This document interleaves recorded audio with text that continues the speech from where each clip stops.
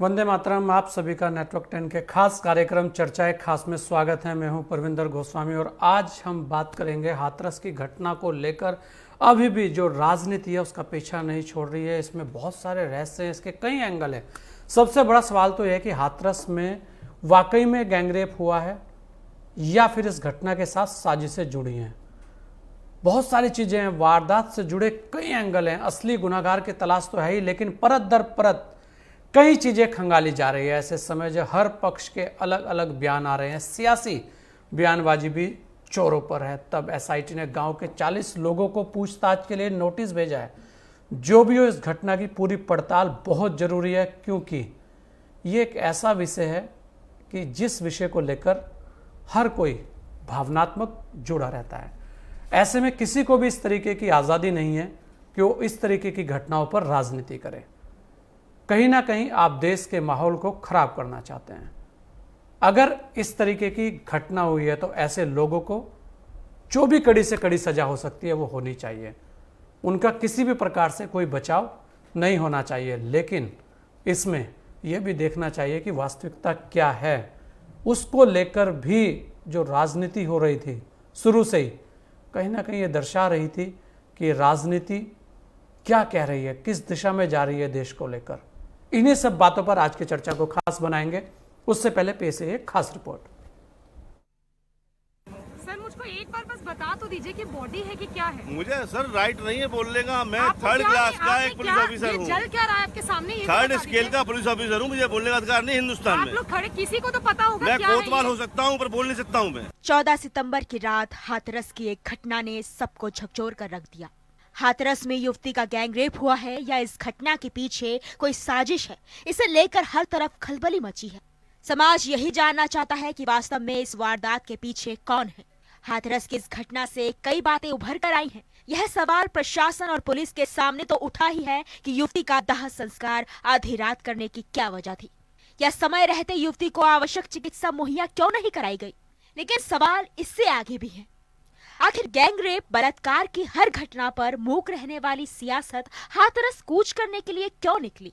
हाथरस को लेकर ही विदेशी मनी फंडिंग की बात भी कही जा रही है।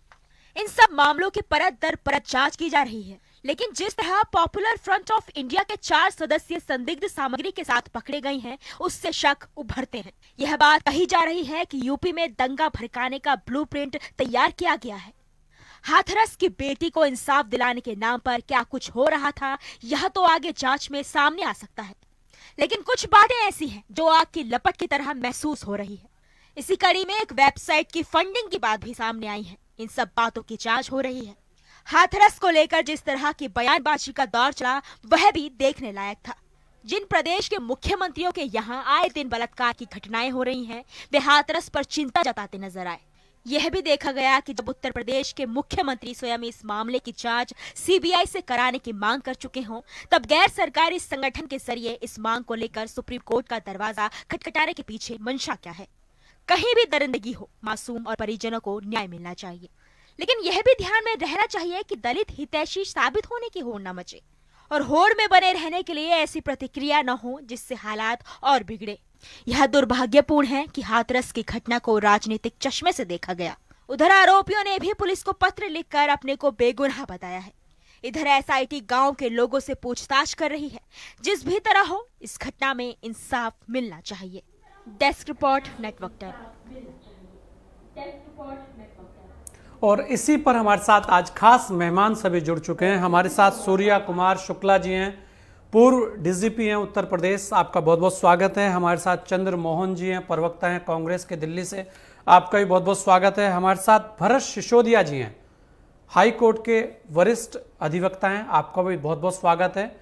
और हमारे साथ संदीप दुबे जी हैं, प्रवक्ता बीजेपी के, आपका भी बहुत बहुत स्वागत है।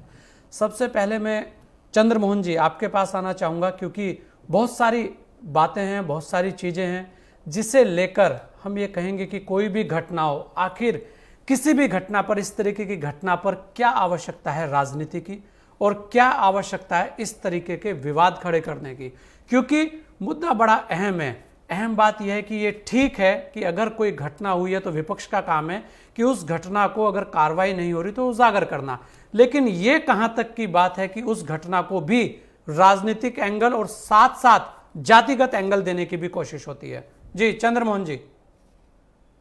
देखिए, पहले तो मैं जो आप बात कह रहे हैं उस बात को मैं बिल्कुल विरोध करता हूँ कि अगर कोई भी बात हो, अगर किसी बात के अंदर कोई बात होने के बाद अगर कोई व्यक्ति या कोई संस्था या कोई पार्टी किसी बात लगता है को उठाती है, चंद्रमोहन जी से तो संपर्क नहीं हो पा रहा। और हमारे साथ पूर्व डीजीएस सूर्य कुमार शुक्ला जी, सर आपके पास ही आना चाहेंगे कि जिस तरह इसमें अभी बहुत सारे एंगल पे अब जांच हो रही है, उस पर भी बहुत सारे सवाल है। हाथरस है कि पीछा ही नहीं छोड़ रहा। बहुत सारे लोगों को तो ऐसा लग रहा है कि अगर हाथरस उनके मुंह से नहीं निकलेगा तो शायद राजनीति जो है वो छूट जाएगी।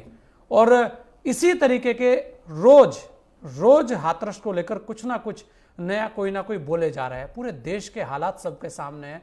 हर मैं कहूँगा प्रदेश के अंदर अगर कोई ये कहे कि मेरा प्रदेश पूरी महिलाओं के लिए सुरक्षित है, यहाँ कुछ नहीं होता, तो आप बताइए ऐसा कौन सा प्रदेश है देश के अंदर हमारे कि जो ये कह दे। उसके बाद भी जिस तरीके से राजनीति हो रही है, राजनीति के साथ साथ आप देखें कि हर चीज पे सवाल जरूर खड़े हैं।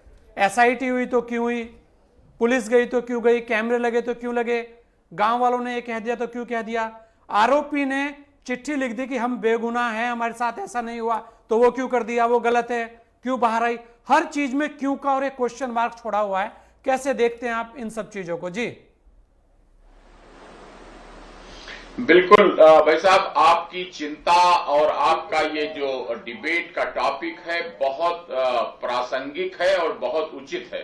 ऐसा लगता है कि जैसे जिस तरह सुशांत सिंह राजपूत के मर्डर का केस लोगों ने तरह तरह के एंगल से, राजनैतिक भी, आर्थिक भी और आपराधिक भी और तरह तरह के सनसनीखेज बातें बनाई, उसी तरह बिल्कुल हाथरस केस को छोड़ ही नहीं रहे लोग। उसमें तरह तरह की बातें निकाल रहे हैं। जबकि मैं पूछता हूं और आप भी सहमत होंगे कि कौन सी राजनीतिक पार्टी ऐसी है जो दावा कर सके कि हमारे शासनकाल में मर्डर नहीं हुए, कि रेप नहीं हुए, कि डकैती नहीं हुई, कि लूट नहीं हुई। कौन सी राजनीतिक पार्टी है या कौन सा प्रदेश है जो ये कह सके कि हमारे राज्य में ऐसा नहीं होता।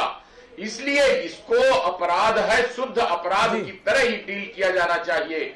अब मैं आता हूं दूसरे पहलू पर जो कार्यवाही का पहलू है। मेरे पास पुलिस के अधिकारियों से बातचीत हुई। आज भी मैं पुलिस के अधिकारियों से इस बारे में जब देखा कि इतना ज्यादा टॉपिक तूल पकड़ा हुआ है तो मैंने बातचीत की कई अधिकारियों से, तो सबने बताया, वहां के जो अधिकारी रहे थे उन्होंने भी बताया कि आप बताइए कि हम अगर कोई कार्रवाई करते हैं तो क्यों करते हैं, नहीं करते क्यों नहीं करते, किसी तरह में चैन नहीं है हमको। तो हमने पूछा कि क्या बात थी। सारे लोग ऑब्जेक्शन कर रहे थे कि रात में 100 क्यों जलाया गया और मीडिया का वहां पर आना क्यों रोका गया। तो उन लोगों ने उतनी ही दृढ़ता से जवाब दिया कि केवल इसलिए कि पूरे जनपद हाथरस में शांति स्थापित रह सके। सवेरे लाश को रख करके लोगों की आदत है कि दंगा कर देने की, भीड़ को इकट्ठा कर लेने की, मारपीट कर देने की, जगह जगह प्रदर्शन करने लगने की। इसलिए बृहत्तर शांति बनाए रखने के हित में हमने ऐसा किया था। और मीडिया को भी केवल इसलिए थोड़े समय के लिए हमने रोका था कि उसकी वजह से कोई सनसनीखेज बातें ऐसी न लोगों में हो जाए कि बवाल पड़ जाए। यानी कि उनका कह रहे थे कि क्या हमको कोई इसमें घूस मिल रहा था, क्या हमको नाजायज आमदनी मिल रही थी, या हमको कोई बड़ा नाम हो रहा था, क्या हमको फर्जी वाहवाही लेनी थी। हमने तो अपनी रिस्क लगा करके अपनी नौकरी को शांति व्यवस्था बनाए रखने के लिए ये काम किया। हो सकता है दांव गलत पड़ गया, लोग ज्यादा विरोध कर गए, इसलिए सरकार ने कहा कि क्यों किया और उनको सस्पेंड कर दिया। लेकिन अगर वो मान लीजिए कि अलाउ कर देते और अगले दिन लाश को रख करके और बड़ा भारी आंदोलन खड़ा हो जाता, सड़कें जाम हो जाती, और जिस तरह पर्यटन, राजनीतिक पर्यटन लोग करने लगे हैं उस तरह अगर पहुंच जाते तो क्या तारीफ होती वहां के प्रशासन की। उनको फिर भी निलंबित होना पड़ता।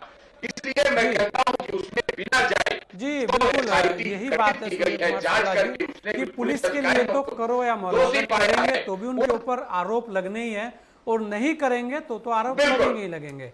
अगर वो उस दौरान कहते हैं ना कि सारे के सारे जो सवाल है वो हमेशा पुलिस के ऊपर ही खड़े रहते हैं, लेकिन कहीं ना कहीं कुछ चूक पुलिस से भी हुई है, जिसका नतीजा ये हुआ। अगर समय रहते बहुत सारी चीज देख ली जाती तो ये जो षड्यंत्रकारी हैं, जो साजिश करता है, वो पहले ही बेनकाब हो जाते।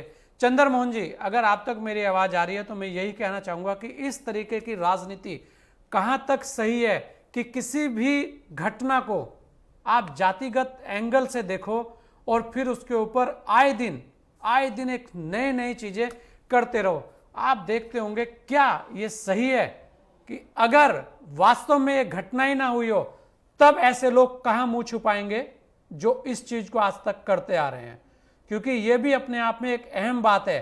घटना हुई है, सजा मिलनी चाहिए और कड़ी से कड़ी सजा मिलनी चाहिए, लेकिन राजनीति कितनी सही है?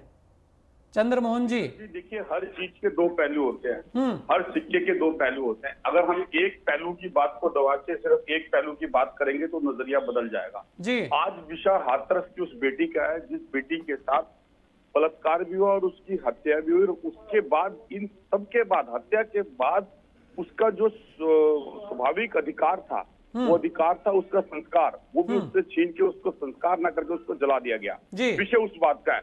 हाँ। मेरे आपके पैनलिस्ट में एक और पैनलिस्ट बैठे, उन्होंने बहुत अच्छी बात बोली, बिल्कुल ठीक बोला कि सरकारें हों या पार्टी हो, ऐसी कौन सी पार्टी है जिसके टाइम पर ऐसा नहीं होता। बिल्कुल ठीक बात आप कहते हैं, लेकिन हम जब बैठते हैं, हम इस पे मंथन करते हैं, बात करते हैं, लेकिन तब वो दुर्भाग्यपूर्ण हो जाता है जब इतनी अति हो जाए और इतनी अति पे इतनी गलतियां हो जाए और उस गलतियों के छुपाने के लिए किसी भी तरह के एक ओढ़ने को बड़ा करके जो विषय होता है उसे दबा दिया जाए। ये सबसे बड़ा दुर्भाग्य है देश का और स्टेट का। देखिए, आज विषय क्या है? विषय इस बात का है कि अगर हम इस बात पे बात करें कि वाला कांड हुआ और वो क्यों हुआ और उसके होने का कारण क्या था, और ऐसी कौन सी जल्दी थी सरकार को कि इन सब चीज से पहले ही सरकार ने उसको संस्कार ना करके जला दिया। क्या सरकार या प्रशासन इतना कमजोर था कि जिसने अपनी कमजोरी से उसने ये ओढ़ना ओढ़ डाला कि कल अगर हम करते तो दंगा हो जाता? क्या ये आज इस बात से साबित करती है सरकार की सरकार कमजोर है,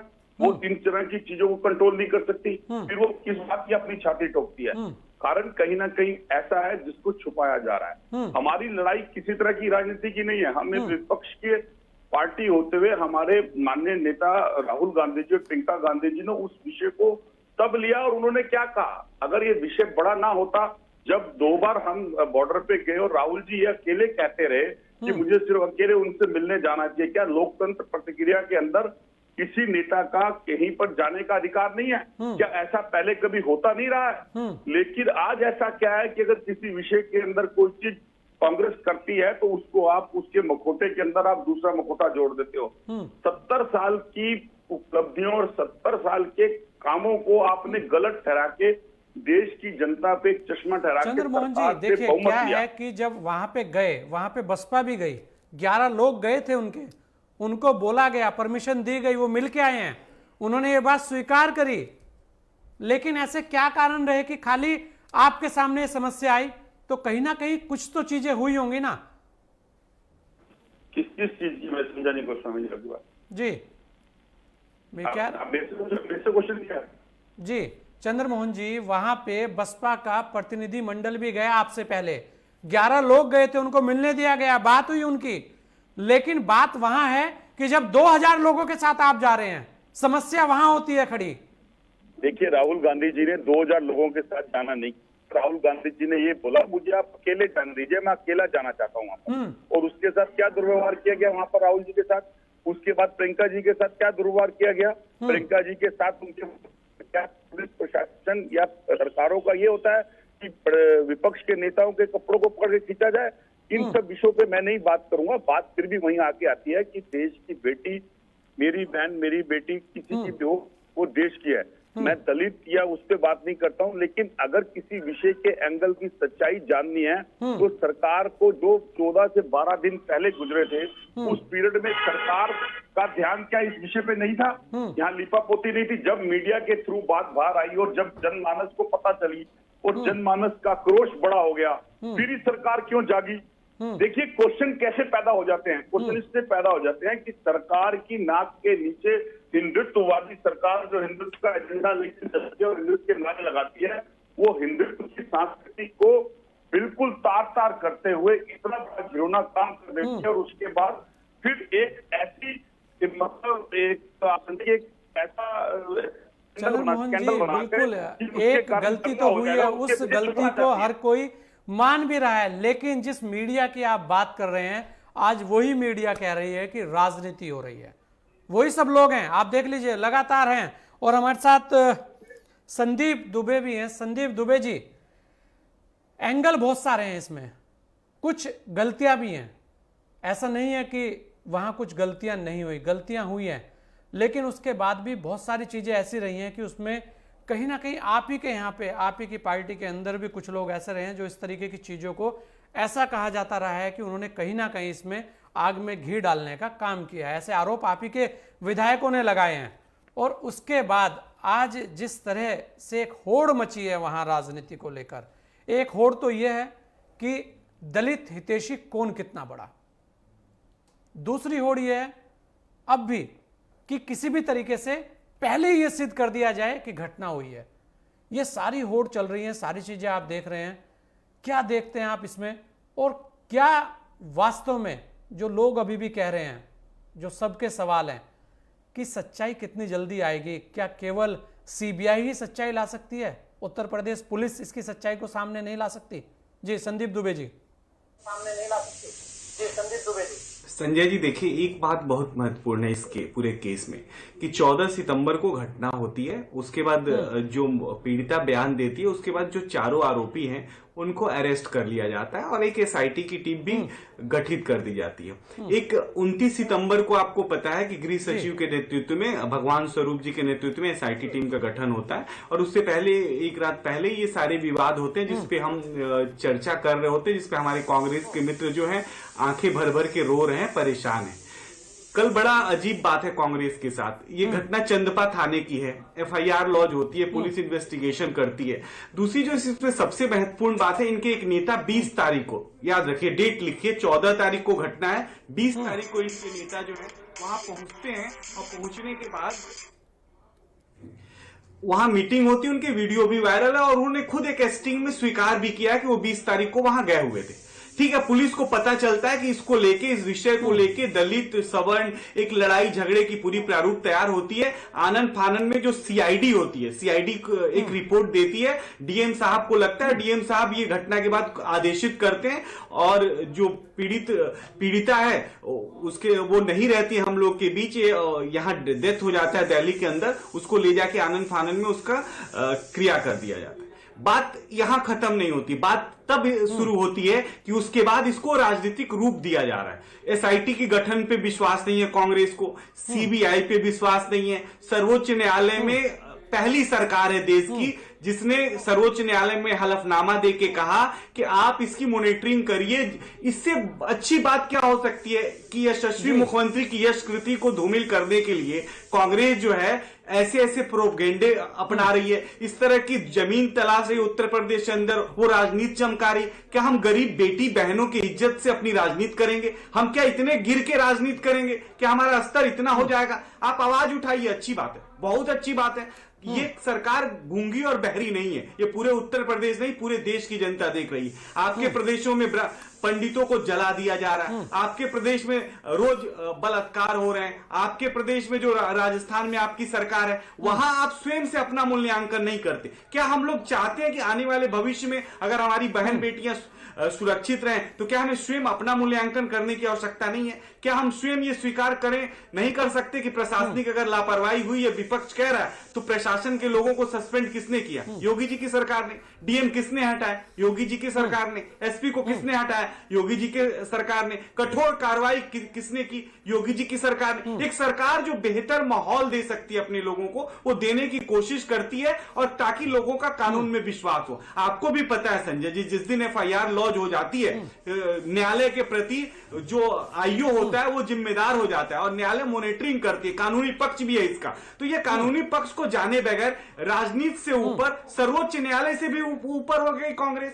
वो खुद निर्णय करने लगी कि न्याय भी अब उसके हिसाब से होगा, बयान वो देगी या नहीं देगी वो इसके हिसाब से होगा। इसमें दो बातें बहुत इंपॉर्टेंट निकल के आई है। पीएफआई का नाम आ गया, फंड के नाम आ गए, ट्रांजैक्शन हुए, कांग्रेस के नेता निकल के अपना पीठ ठपठपाने लगे। अब सोचना है, हम सब जनता को ये बात सोचनी है। मैं एक भारतीय जनता पार्टी का प्रतिनिधित्व के तौर पे नहीं, एक भारतीय के तौर पे भी बोल रहा हूं बिल्कुल कि क्या संदीप अगर दुबे हम जी, आपका कहना हिंसात्मक बहुत इस तरह सही है, की बहुत कार्रवाई बातें करेंगे, आप क्या हम सही बोल रहे हैं, क्योंकि जिस तरीके की बातें सामने आ रही है दंगे भड़काने की, ये कहीं ना कहीं बहुत बड़ी बात है। और इस तरीके की गतिविधियां अगर होती हैं तो कहीं ना कहीं सरकारों को भी सोचना चाहिए और विपक्ष को भी सोचना चाहिए कि आप क्या करने जा रहे हैं, किस तरह से आप देश को लेके जाना चाह रहे हैं। अगर दंगे भड़केंगे तो शिकार कौन लोग होंगे?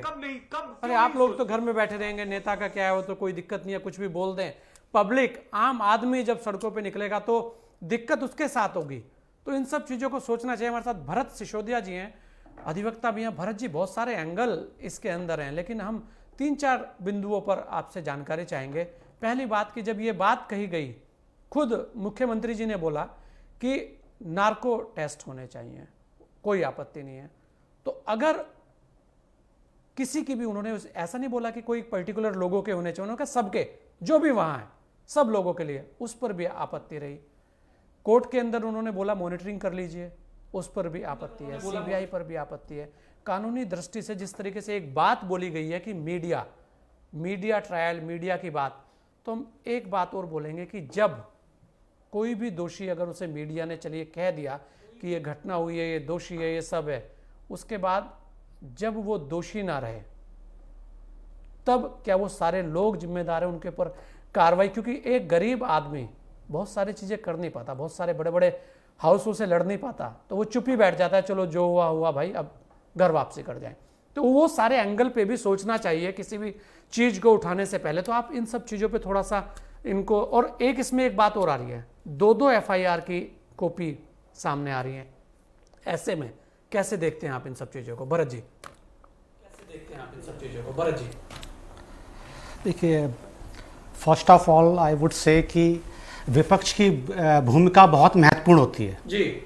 खासकर लोकतंत्र में विपक्ष की भूमिका बहुत ज़्यादा महत्वपूर्ण इसलिए है कि कोई भी ऐसा घटना या क्राइम की हम बात करें तो एक शासन प्रशासन उस समय एक ऐसी स्थिति में होता है कि वो अपने आप को बैकफुट पे होता है। लेकिन विपक्ष का रोल इतना इम्पॉर्टेंट है कि वो ऐसे मुद्दे को उठाता है और जिससे कि पीड़िता के लिए न्याय सुलभ हो जाता है और देश की जनता जागृत होती है। मैं इसको दूसरे एंगल से देखता हूँ। विपक्ष की और मीडिया की भूमिका इतनी इम्पॉर्टेंट है, इससे पूरी देश की जनता जागृत होती है और इंटरनेशनली वो न्यूज़ बनती है। अब सवाल ये है कि बहुत थिन लाइन है कि यहाँ तक तो भूमिका बहुत इंपॉर्टेंट है कि वो आप किसी मजलूम के लिए, किसी एग्रीव्ड के लिए खड़े हो जाओ, आवाज बन जाइए। लेकिन उसके आगे वो लाइन क्रॉस करते हैं कि जहाँ राजनीति स्टार्ट कर देते हैं, वो देश के लिए बहुत घातक है, क्योंकि इससे समाज में वैमनस्य फैलता है। आप जब समाज को लेकर, जाति को लेकर आप किसी पर आरोप प्रत्यारोप करते हैं तो दो समाज के बीच में वैमनस्य फैलता है और उससे देश की शांति सुरक्षा को खतरा पैदा होता है। तो ये जो रोल है विपक्ष का, इस लेवल से अगर बाहर जाता है तो मैं समझता हूँ ये बहुत ही दुखद है हमारे देश के लिए, हमारे संविधान के लिए, हमारे भविष्य की पीढ़ी के लिए। जी, क्रिमिनल को क्रिमिनल की दृष्टि से देखना चाहिए। क्रिमिनल के साथ किसी तरह की कोई सहानुभूति नहीं होनी चाहिए। ऐसा देखने में आया है कि कुछ संगठन एक्यूज के लिए खड़े हो गए।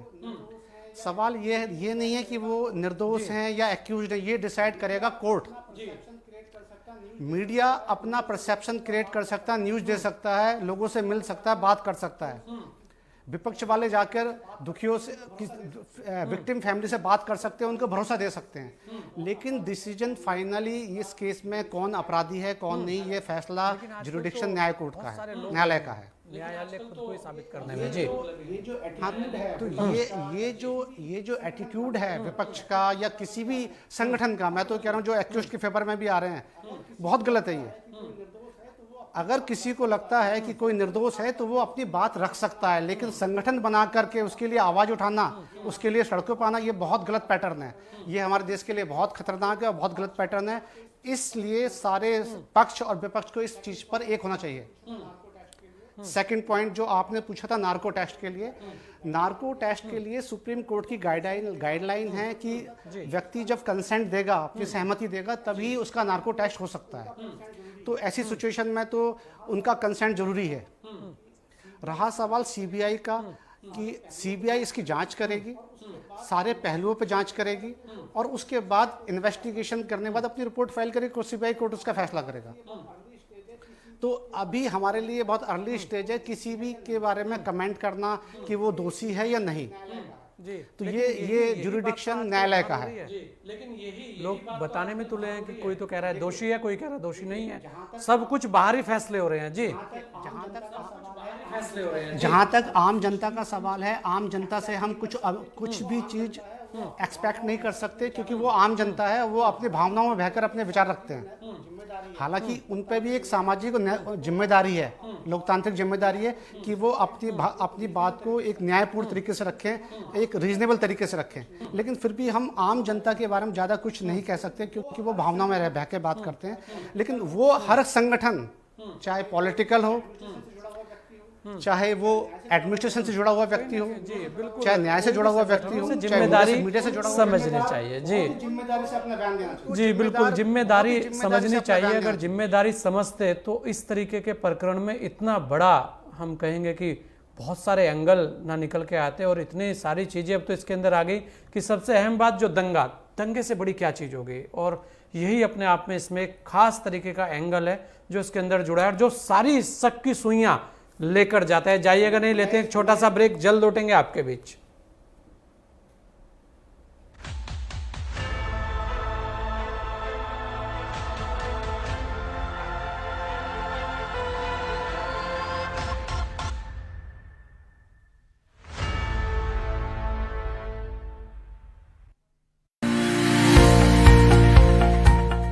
कभी नहीं सोचा था ऐसा जी, न घर वालों ने भी कभी सोचा होगा कि हमारा बेटा राजनीति में जाएगा जी, और न अपने को कल्पना थी कि हम कभी राजनीति में जाएंगे।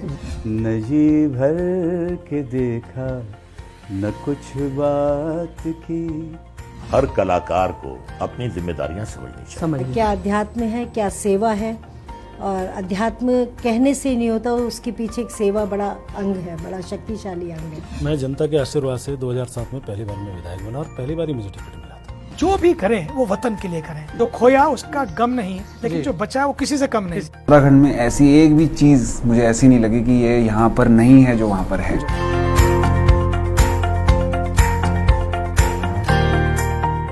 सारा आलम सो जाए तुम मुझे से। अब चाहे रब रूठे या बाबा, यारा मैंने तो हाँ कर। उनको लगता है कि अगर यार कोई घर पे आ गया और ऐसे चले जाए तो धर्म पत्नी डिसाइड कर देती है कि कहाँ जाना है। जो पत्नी है वो तो आपकी अर्धांगिनी है, आपकी सुख दुख की साथी है।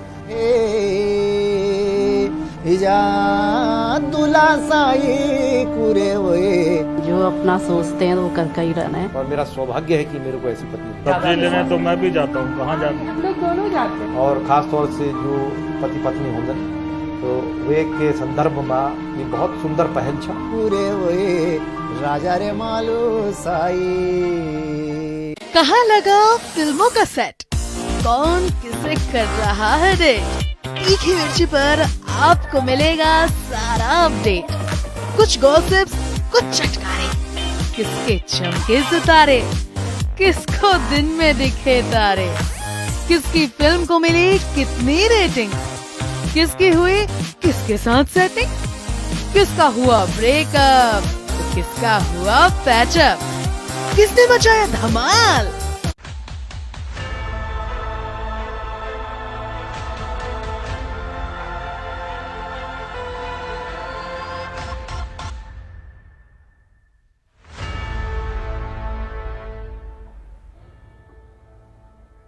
ब्रेक के बाद आपका स्वागत है। आज हम बात कर रहे हैं हाथरस की जो घटना है उसको लेकर किस तरीके से कितने सारे एंगल आज सामने आ रहे हैं। ऐसी बहुत सारी चीज़ें नई नई सामने आ रही हैं, उसके बाद भी उस जगह को लेकर, उस नाम को लेकर विवाद नहीं रुक रहे हैं, ना राजनेताओं के बयान रुक रहे हैं।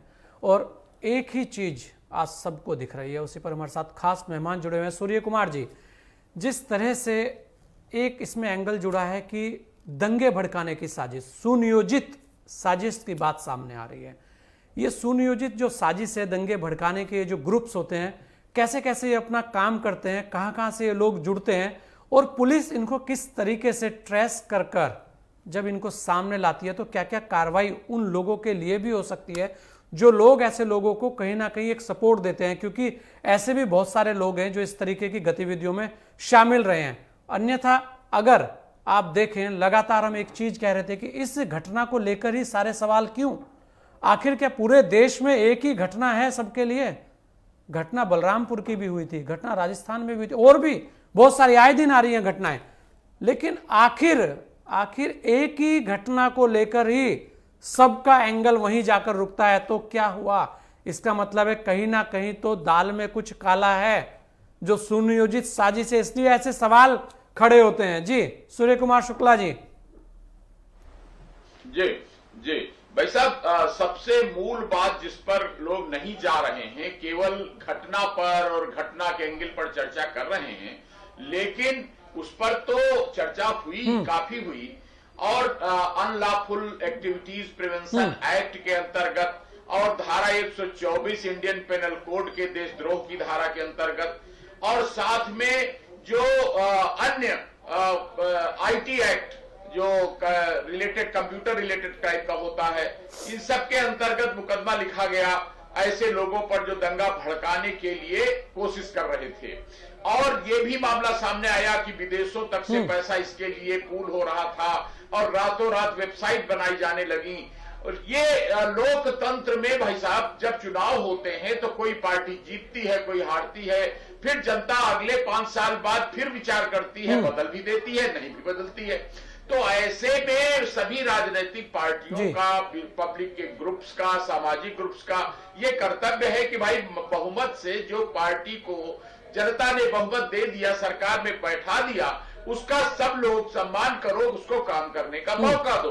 और साथ ही ये भी कहूंगा कि पूरी निष्पक्षता ये होगी कि सरकार भी, जैसे प्रधानमंत्री जी ने कहा, सबका साथ, सबका विकास और सबका विश्वास, तो सबका विश्वास लेकर के सरकार काम करती है, ये माना जाता है, यही स्वस्थ लोकतंत्र है। अब इसके अलावा अगर छोटी घटना, मान लो, कोई गारंटी नहीं कर सकता भाई साहब कि कहीं आज कल को मर्डर नहीं होगा या कल को कहीं रेप नहीं होगा। और पक्ष विपक्ष का भी हाल ये है कि जो राजस्थान में और छत्तीसगढ़ में पक्ष है, वो यूपी में, एमपी में विपक्ष है, इसलिए पक्ष विपक्ष भी कोई पक्के नहीं है। इसी तरह जातियों के मामले में देख लीजिए कि जो क्या कोई गारंटी है कि एक जाति के लोग ही मुलजिम होंगे या मुद्दई होंगे, ये सब बदलती रहती चीजें। और जितने सैकड़ों नहीं, हजारों नहीं, लाखों मुकदमे लोगों में चल रहे हैं, गांव गांव में विवाद चल रहे हैं, लाखों संख्या में प्रेम प्रसंग चल रहे हैं। ऐसे में कब विवाद किस गांव में, किस घटना में हो जाएगा भाई साहब, ये भी कोई गारंटी नहीं कि भविष्य में मर्डर नहीं होंगे या रेप नहीं होंगे। इसलिए जड़ में जाना चाहिए कि जितना ज्यादा हम अपराध शून्य समाज बना सकें, और उसके लिए सबसे उपयोगी है कि सारे राजनीतिक दल मिलकर ये प्रस्ताव पास करें। अब विधानसभा में, लोकसभा में, सब जगह कि 3 महीने के अंदर हम अपने अपराधियों को फास्ट ट्रैक कोर्ट में सुनवाई करके अंतिम दंड दे देंगे। ये नहीं होगा कि हाई कोर्ट में पेंडिंग है, अपील में पेंडिंग है, अब डबल बेंच में पेंडिंग है, अब सुप्रीम कोर्ट चले गए हैं। जानते हैं जब निर्भया केस का, आपको याद होगा कि इतने 7 साल उसमें लग गए खाली निर्भया केस में, और ऐसे केस हजारों में पेंडिंग है, लाखों में, पूरे देश 6 लाख के ज्यादा मुकदमे पेंडिंग है। और जब इतने विवाद चल रहे हो जिस समाज में, भारत में, तो सोचिए कि वहां इस तरह के अपराध होना क्या आश्चर्यजनक है। इसलिए बुद्धिजीवियों का, मीडिया का, नेताओं का, सबका फर्ज बनता है कि त्वरित दंड और त्वरित निर्णय कि फास्ट डिस्पोजल अगर हो जाए और निश्चित दंड मिलने लगे तो ये अपराध कम हो जाएंगे। इसीलिए मैं हरदम कहा करता हूं कि हमको अपनी न्याय पंचायतें फिर से पुनर्जीवित कर देना चाहिए, हमको मोबाइल कोर्ट बना देना चाहिए, मौके पर पहुंचकर तुरंत फैसला करो मजिस्ट्रेट साहब, पुलिस फैसला करे, मदद करे पुलिस उनकी, जज साहब की, लेकिन फैसला तुरंत करो ताकि विवाद ना हो, झगड़े ना हो। और दूसरी तरफ आप देख लीजिए कि जिस तरह पोर्नोग्राफी लिटरेचर फैल रहा है, रात में नई नई उम्र के लड़के जिस तरह से मोबाइल फोन में कामुक और उत्तेजक लिटरेचर देख रहे हैं और उस पर हम कोई रोक नहीं लगा रहे हैं, और साथ में ये भी देखिए कि किस तरह से जब से मोबाइल फोन आया और एंड्रॉइड फोन आया, लड़के लड़कियां फेसबुक पर, व्हाट्सएप पे अपनी चैटिंग, प्रेमपूर्ण बातें कर रहे हैं। कब डेटिंग होने लगती है, कब ये भी बहुत बड़ा और अहम विषय है बिल्कुल सूर्य कुमार शुक्ला जी।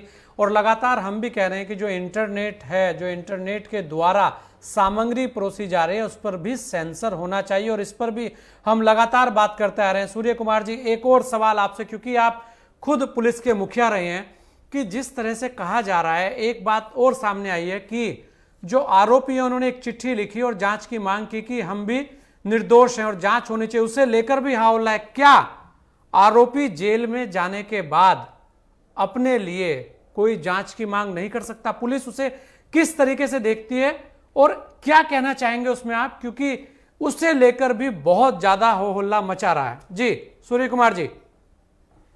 बिल्कुल, अल्टीमेट भाई साहब एक कॉमन सेंस होती है, एक नेचुरल जस्टिस होता है। आप जानते हैं कि और सहमत होंगे कि अल्टीमेटली ट्रुथ शुड प्रिवेल, सत्य क्या है वही रहना चाहिए। दो पक्ष हैं, एक पक्ष कहता है कि उन्हीं लोगों ने मारपीट करके लड़की को मार डाला, एक पक्ष कहता है गैंगरेप करके मार डाला। तो ऐसे में बिल्कुल निष्पक्ष विवेचना हो जाए। और प्रदेश सरकार ने कहा सीबीआई से करा लो, और उन लोगों ने कहा कि सुप्रीम कोर्ट में भी अपील हो गई, सुप्रीम कोर्ट मॉनिटर कर ले। हमारे देश की सब ये संस्थाएं हैं, ये मिलकर के जल्दी से जल्दी जांच पड़ताल कर लें और अदालत से अनुरोध है कि जल्दी से जल्दी इसका ट्रायल करके जो जिस तरह का मुलजिम बने उसको उस धारा में दंड दे दिया जाए। अब आता हूं उस बात पर कि जो पीएफआई का एंगल और देशद्रोह और टेरर फंडिंग का एंगल, कि भाई साहब ये बिल्कुल अमेरिका वाली पॉलिसी की no tolerance for terror funding. जैसे उन्होंने देखिए एक घटना हुई उनके यहाँ जब टावर गिराया गया और उसके बाद फिर दूसरी घटना नहीं होने पाई, कोई इस तरह की बड़ी घटना। तो उसी तरह हम लोगों को जीरो टॉलरेंस, और सरकार कर भी रही, मैं तो कहूंगा और सुदृढ़ करो नेशनल इन्वेस्टिगेशन एजेंसी को, और सुदृढ़ करो एंटी टास्क फोर्स है। जी बिल्कुल, कहीं ना कहीं स्ट्रॉन्ग तो करनी पड़ेगी अपनी एजेंसी, और कहीं ना कहीं हमें पुलिस के ऊपर भी विश्वास करना पड़ेगा साथ में ही हमें, क्योंकि वो भी हमारे बीच के ही हैं, उनकी भी काउंसलिंग होनी चाहिए उनके ऊपर भी। अगर राजनेता ये कहेंगे कि पुलिस पर विश्वास नहीं, तो आज कह रहे हैं कि हमें यूपी पुलिस पर विश्वास नहीं, कल कह रहे थे महाराष्ट्र पुलिस पर विश्वास नहीं, परसों वहां के लोग कह रहे थे बिहार पुलिस पर विश्वास नहीं, तो पूरे देश की पुलिस पे किसी का भी विश्वास नहीं। ऐसे में वो पुलिसकर्मी क्या करे? क्या कोई भी पुलिसकर्मी चाहेगा कि उसकी आंखों के सामने कोई भी बहन बेटी हो? चाहेगा? आखिर वो भी हमारे बीच के लोग हैं। ये जरूर है कि कहीं ना कहीं लापरवाही हो जाती है, लेकिन उसको भी सुधारा जा सकता है, उनकी भी काउंसलिंग होनी चाहिए, उनको भी बताया जाना चाहिए। आखिर अगर हम अविश्वास पैदा करेंगे तो वो कहां जाएंगे? और चंद्रमोहन जी, अब क्या सबसे अहम बात यह है कि आखिर हाथरस में अब क्या? अब तो सारी चीजें हो गई, एसआईटी भी हो गई, कैमरे भी लग गए, बहुत सारी चीजें हैं, कोर्ट में भी चले गए, सीबीआई में भी चला गया मामला। अब क्या चाहिए आपको? अब क्या लगता है कि वहां न्याय नहीं मिलेगा? अब कहां संशय के बादल आपको दिखते हैं? जी, और जो टेरर फंडिंग की बात हो रही है, बहुत सारी चीजें सामने आ रही है, इंटरनेशनल फंडिंग की बात भी सामने आई है, उससे लेकर आप क्या कहना चाहेंगे? जी देखिए, मैं इस चीज को आपकी बात के साथ इस बात को कहना चाहता हूँ कि जब कोई चीज किसी चीज के ऊपर सरकार कोई तथ्य रखती है तो वो सिर्फ किताबों के ऊपर क्यों रह जाता है, उसके साथ साथ देश के सामने क्यों नहीं आते हैं? अगर टेरर फंडी है और इसके पीछे कुछ हो रहा है तो सरकार अपने इस तंत्र को आज कंप्लीट करके देश की जनता के सामने दिखाए, जो सच्चाई है उसको केंद्रित करके सामने रखे। लेकिन सरकार की मंशा अगर इस अपनी गलती को छुपा के उस चीज का सहारा लेकर चलने वाली होगी तो वो सिर्फ उसी को घुमाती रहेगी। देखिए, बेसिक मुद्दा क्या हुआ? मुद्दा यही हुआ कि वहां रेप हुआ, बलात्कार हुआ, हत्या हुई और उसको जला दिया गया। अब धीरे धीरे जो केस बदलते आ रहे हैं, कुछ एसआईटी की कार्रवाई हो रही है, सीबीआई की कार्रवाई, उसके अंदर कुछ और तथ्य आ रहे हैं, तो उन सब तथ्यों को किसने लिंगर ऑन करा जा रहा है? जब आपको कोई तथ्य मिल रहा है, जिस तथ्य पे आपको कार्रवाई करनी है, तो उस चीज की कार्रवाई के लिए आप किस तरह के राजनीतिक मंच की जरूरत पड़ रही है आपको? आप प्रशासन में है, तंत्र के अंदर है, आप कार्रवाई करिए। जो हमारे एक ऑफिसर्स बैठे हैं जिन्होंने ठीक बात बोली कि अगर निष्ठा अच्छी हो सरकार की और उसकी कार्य निष्ठा पे हम संशित ना हो तो फिर दोबारा उत्तर प्रदेश के अंदर इतने ज्यादा केस हो रहे हैं, फिर बात आ जाती है कि वो स्टेट में क्यों हो रहे हैं। लेकिन अगर हम सब इस बात को लेके आज बैठे हैं, रेप की बात को लेकर हम इस बात को लेके आते हैं, तो जब हम सरकार के अंदर बैठ जाते हैं और सरकार सेंटर में क्यों नहीं हम एक ऐसा कठोर कानून बना के रखते आज कि जिस कानून के बनने से अगर इस तरह की मानसिकता का व्यक्ति, मैं कह रहा हूँ, करे तो क्या उसके सोच में भी रूह कांप जाए। इस बात की हम बचाव करते हैं, जो हम किसी चीज के राजनीतिक प्रदर्वेश के अंदर उनको मौका देते हैं। तो आज भी मौका है। यही काम निर्भया के टाइम पे भी जुनून पैदा हुआ था, जिसके कारण निर्भया के कांड के अंदर तब भी इसी तरह का मोशन हुआ था, ऐसे ही सिस्टम हुआ था। आज चंद्रमोहन जी बिल्कुल हुआ था। चंद्रमोहन जी, मेरा एक सवाल हो रहा है आपसे कि आखिर खाली एक ही घटना को लेकर क्यों सारी चीजें होती हैं, और भी तो जगह घटना हो रही है, उन्हें लेकर क्यों आवाज नहीं उठ रही, वहां क्यों नहीं जाया जा रहा, आखिर हाथरस ही क्यों खाली? देखिए, हाथरस के अंदर रेप हुआ, रेप होने के बाद जिस तरह से निर्मम उस बच्ची के साथ, उसके संस्कार का उसके परिवार से, उसके माता पिता से, एक जाति से छीन कर उसकी निर्मम, मतलब उसको, और जगह भी ऐसा ही हुआ है, और जगह भी बहुत सारी ऐसी घटनाएं हैं। और जगह ऐसा हुआ तो इस बात को उस जगह की विपक्ष में जो लोग थे उन्हें उठाना चाहिए था। अगर यूपी के अंदर प्रियंका गांधी जी ने इस बात का साथ दिया, लोगों ने उनसे बात करी और प्रियंका गांधी, राहुल गांधी जी खड़े हैं, तो वो अपनी एक लोकतांत्रिक प्रक्रिया के अंदर अपनी बात रख रहे हैं। उसकी बात के लिए अगर वो मिलना चाहते हैं, क्यों वहां पर और लोगों को जाने से रोका गया, क्यों उस पर लाठीचार्ज किया गया, क्यों मीडिया चौथा स्तंभ है इस देश का, उसको क्यों नहीं जाने दिया गया वहां पे मिलने के लिए? ऐसी कौन सी, जब आपको कानून व्यवस्था बिगड़ती दिख रही थी, आपने इतना कर दिया, तो उसके बाद आप कानून व्यवस्था के हवाला देकर इसलिए उसकी ओर, लेकिन हम ये कह रहे हैं दूसरी जगह क्यों नहीं? देखिए, बिल्कुल मैं आपकी बात के बिल्कुल हक में हूँ कि दूसरी जगह क्यों नहीं। दूसरी जगह में आवाज अगर विपक्ष में बैठे हैं, उठाइए। हमारे कई स्टेट में, राजस्थान में हमारे माननीय मुख्यमंत्री जी ने इस बात को बोला है कि अगर कोई बात करते हैं, मैं उससे साक्षात प्रमाण देता हूँ, खड़ा होता हूँ, आके बात करे। क्यों नहीं बीजेपी के नेता वहां जाते? बलरामपुर भी था, बलरामपुर भी था जी। तो चंद्रमोहन जी देखिए, जी देखिए, बलरामपुर भी था, तो गोस्वामी जी, वहां की विपक्ष ने अपनी आवाज उठानी थी ना। जो आज यूपी के अंदर कांग्रेस अपना विपक्ष का दायित्व निभा रही है, जिस काम को प्रियंका गांधी जी उनकी प्रभारी होते और हमारे प्रदेश अध्यक्ष अजय लल्लू जी जिस बात की लड़ाई लड़ रहे हैं, तो वहां पर दूसरे व्यक्ति भी लड़ाई लड़े।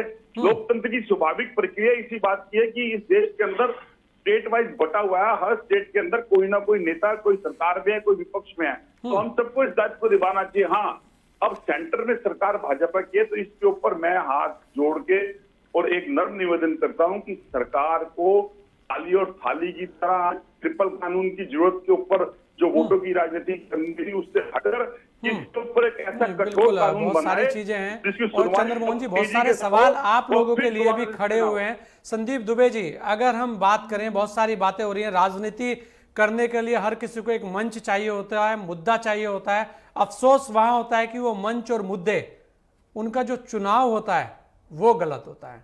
वहां सवाल खड़े हो जाते हैं कि वो जगह आप गलत चुन लेते हैं, उन जगहों पर आपका कोई काम नहीं होता। हम एक बात कहेंगे, अगर संदीप जी, सबसे एक अहम बात यही है कि क्योंकि विपक्ष की भूमिकाएं निभानी चाहिए, पक्ष को भी बहुत सारी चीजें देखनी चाहिए, वो सारी जगह सही है, मीडिया को भी अपनी भूमिका निभानी चाहिए।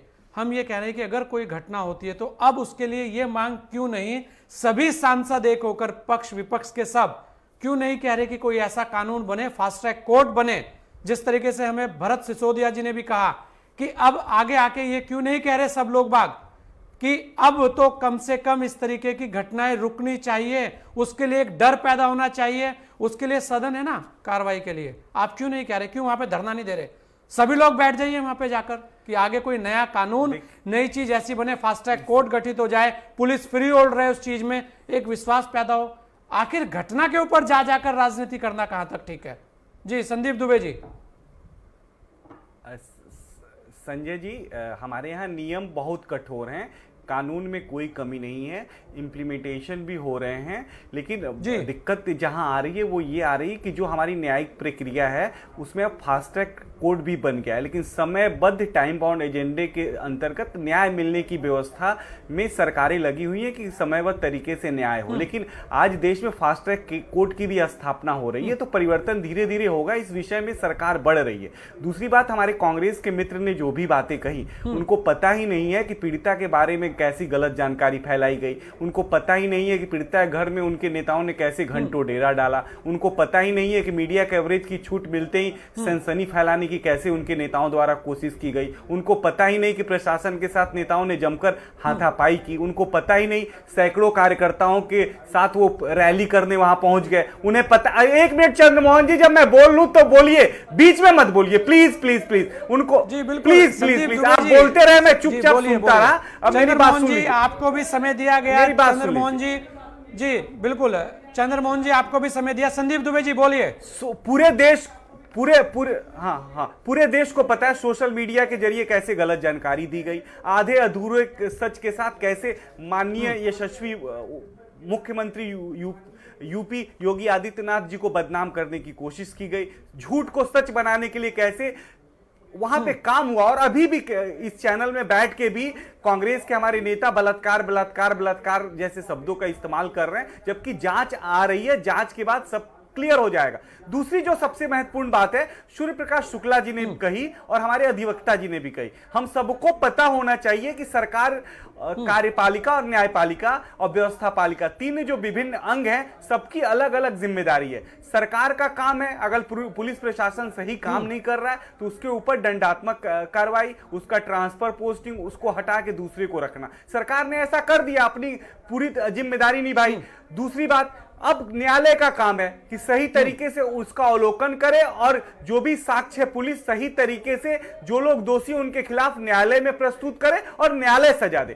कांग्रेस के मित्र बार बार कह रहे हैं कि योगी जी सजा दें, मोदी जी सजा दें। अरे मोदी जी ने तो बेटी बचाओ बेटी पढ़ाओ का नारा दिया। आज कांग्रेस के मित्र कहें इस चैनल से कि इस देश का एक भी कांग्रेसी सारे मां बहन और बेटियों को अपने भाई बहन के रिश्तों की तरह मानेगा। सारे देश की बहन बेटियां बहन और मां के तरह हैं। ये कांग्रेस के नेता कहें इससे बलात्कार रुकेगा। प्रधानमंत्री ने तो स्पष्ट कहा कि भारतीय जनता पार्टी ने देश के हर युवाओं को, हर व्यक्ति को अपने महिलाओं का सम्मान करना चाहिए, आदर करना चाहिए। तो कांग्रेस के नेता ये चैनल पे आके क्यों नहीं कहते? राहुल जी ये बात क्यों नहीं कहते? प्रियंका जी ये बात क्यों नहीं कहती? अखिलेश जी ये बात क्यों नहीं कहते? सारे लोगों का काम है। एक व्यक्ति से समाज नहीं सुधरेगा, सबके सामूहिक प्रयास से समाज का निर्माण होगा। क्योंकि हमारी जो पुरानी परंपरा है, याद रखिएगा संजय जी, अगर हमने गांधी को अपने आप, गांधी हमारे देश का नेतृत्व किया जो पूरे विश्व में अहिंसा के पुजारी है। आज भी विश्व भारत के तरफ देख रहा है, क्योंकि पूरा विश्व में चारों तरफ हिंसा हिंसा है। तो भारत से ही उम्मीद की किरण है कि भारत में कोई ऐसा नेतृत्व पैदा होगा कि पूरे विश्व में अहिंसा का संदेश देगा। हमारे यहाँ विवेकानंद जी हुए। तो ऐसे आदर्शों को हम जब तक आगे लेके नहीं आएंगे, उनको लेके नई पीढ़ी को शिक्षित नहीं करेंगे, जागरूक नहीं करेंगे, तब तक क्या हम सही मायनों में इस समस्या से लड़ सकते हैं? मैं कहता हूं, आज चंद्रमोहन जी कहे इस चैनल पे बैठ के, सब लोग कहें कि भाई हम सब लोग अपने घर के अगल बगल के रिश्तों का, जो मित्र की बहन है वो हमारी बहन है, पड़ोसी की बहन हमारी बहन है, हम रिश्तों का उतना ही कद्र करेंगे जैसे पूर्व में हमारे माँ बाप करते रहे।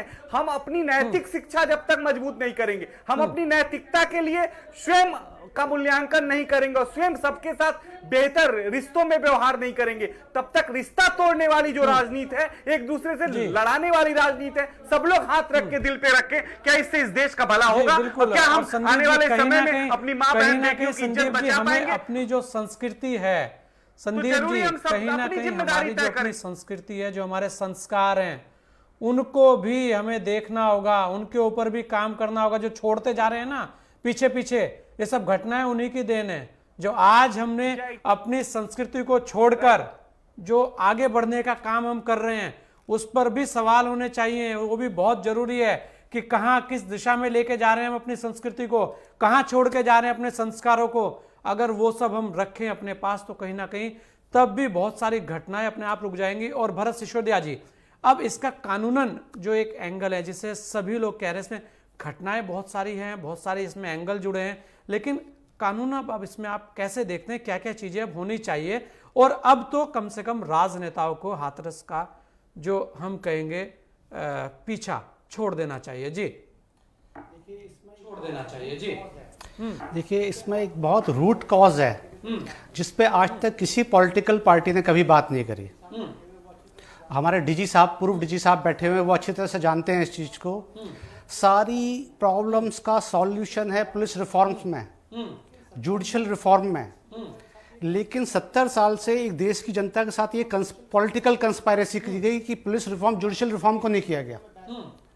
हमारे आईआईटी दुनिया में बेस्ट है, इंजीनियर्स बेस्ट है, डॉक्टर्स अच्छे हैं,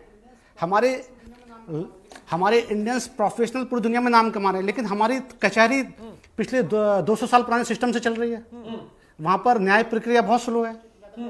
मैं हर स्टेट को नहीं कहूँगा, कुछ स्टेट में ज़्यादा बुरे हालात हैं।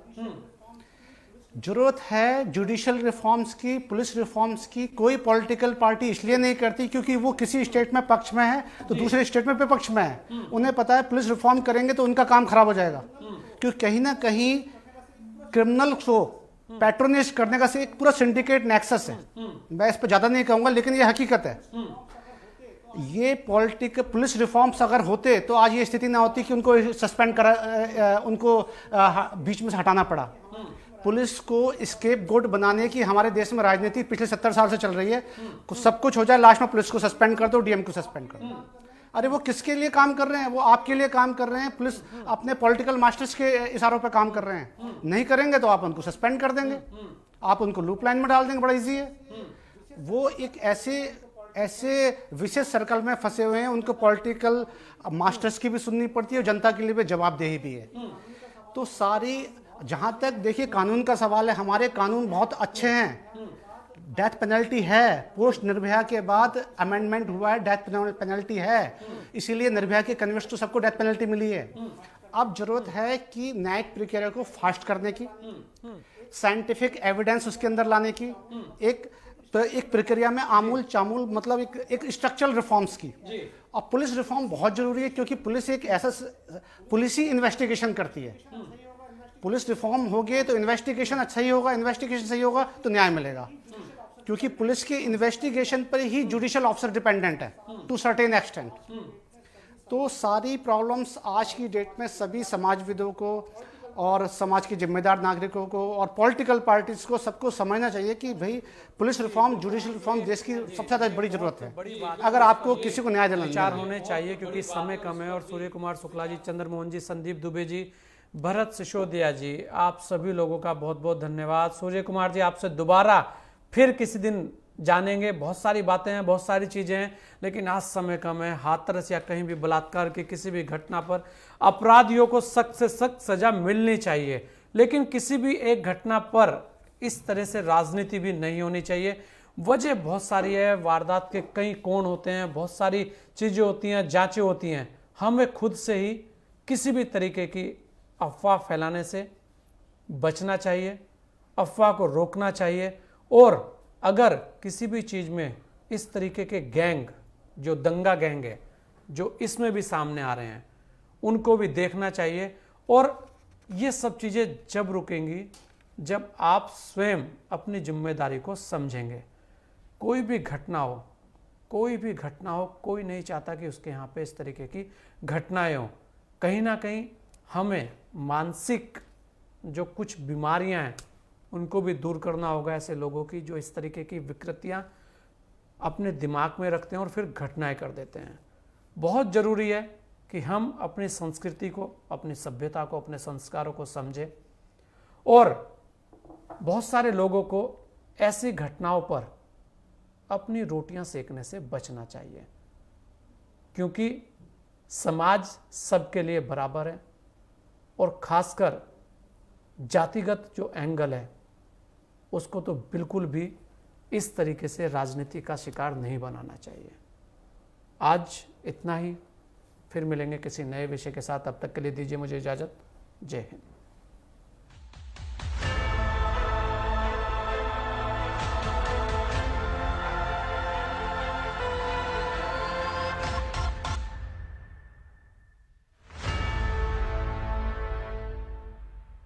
चर्चाएं खास, powered by HTS Solution Private Limited, your IT and software partner.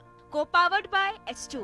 H2O का शुद्ध जल रखे स्वस्थ हर पल। सैंडविच ग्रुप, इंटीरियर डिजाइन का जाना पहचाना नाम।